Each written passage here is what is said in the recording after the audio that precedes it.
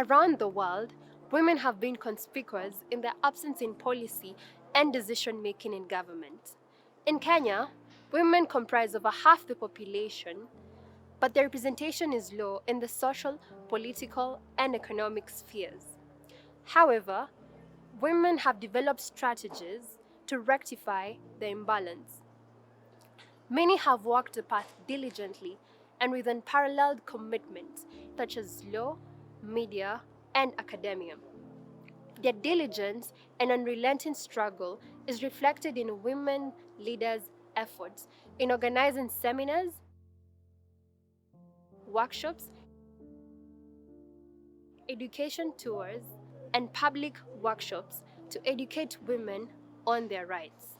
Movements such as Maendeleo ya Wanawake, Federation of Women Lawyers, Association of African Women Research and Development, African Women Communication and Development Network, among others, have been at the forefront in raising women's interests to the highest levels of leadership.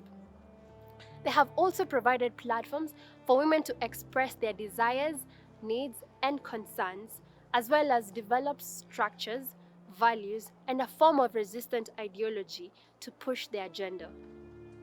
In this series, we focus on Alice Yano, Dr. Eda Gashukia, Honorable Phoebe Asio, and Dr. Ida Odinga, who have fought and negotiated for women's agenda. Alice Yano is a lawyer, member of the Federation of Women Lawyers, former commissioner at the now defunct Constitution of Kenya Review Commission, CKRC. She joined the women's movement through the Maendeleo ya Wanawake to offer pro bono services to women who could not raise legal fees. She was recommended to become commissioner of Rift Valley at the CKRC by Maendeleo ya Wanawake, a position which she won amidst gender-based opposition.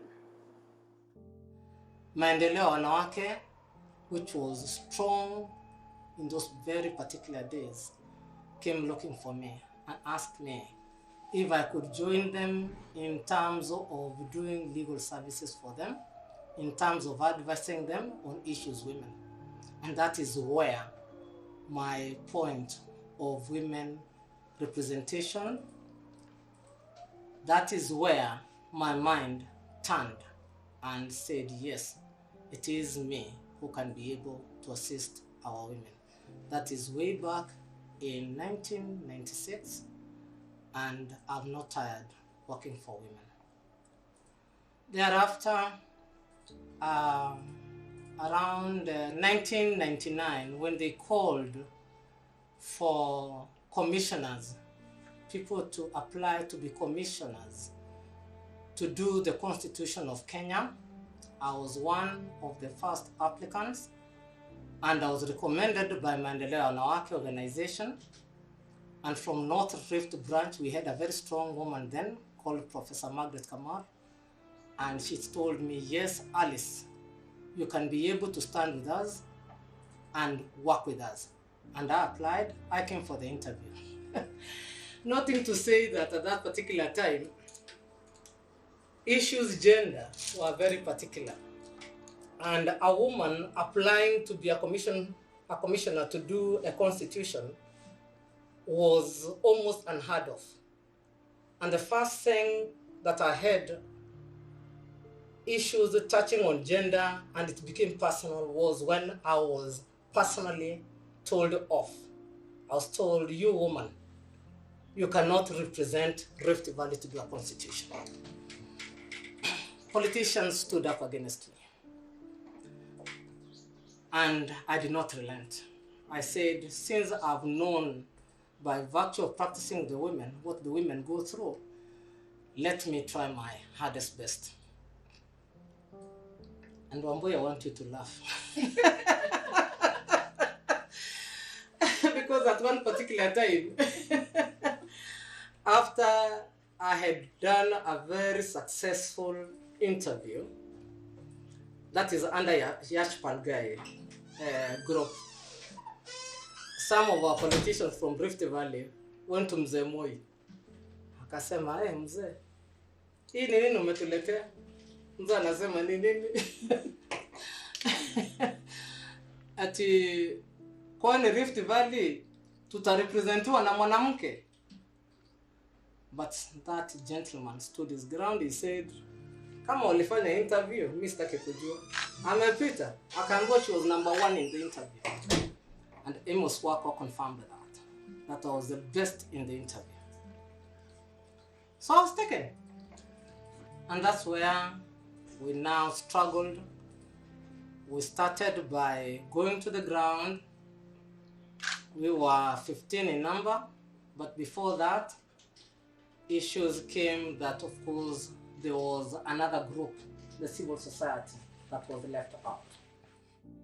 Despite all these struggles, women like Dr. Edda Gashukia did not give up. Dr. Edda Gashukia is a Kenyan educationist, entrepreneur, and co-founder of the Riara group of schools that includes Riara University.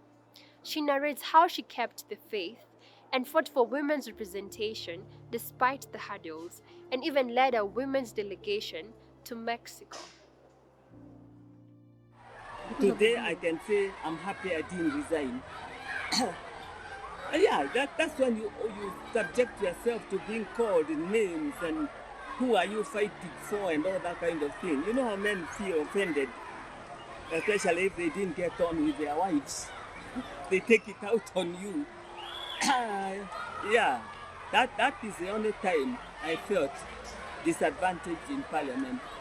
But we had other women. We had Honorable Dr. Julia Ojambo, who was an assistant minister. She was my classmate in high school. There was Phoebe Asio. There was Grace Onyango, of course.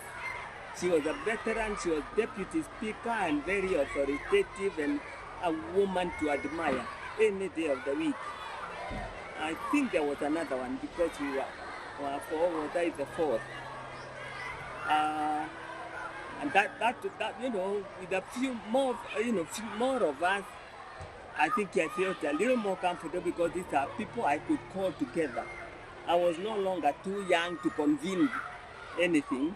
I was also happy to work with them because then they would help me with their constituency issues affecting women and children. As mentioned by Dr. Edda Gashukia, women like Honorable Phoebe Asio have been firm and defiant in voicing women's issues in Parliament. For instance, in the presentation of the affirmative action in 1997, she used the analogy growing horns to refer to horns of development rather than backing off. She recalls, I remember one of them saying, oh, you woman, you want these women to grow horns. And I said, yes, horns of peace and development, that's not a bad idea. But it didn't work. My emotion was very badly defeated.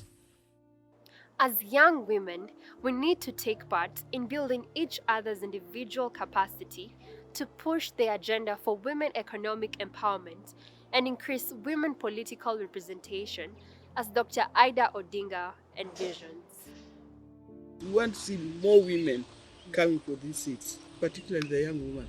Like if you look at the members of parliament, it's composed of very many young men. Now, I would like to see the young women also venturing in that position.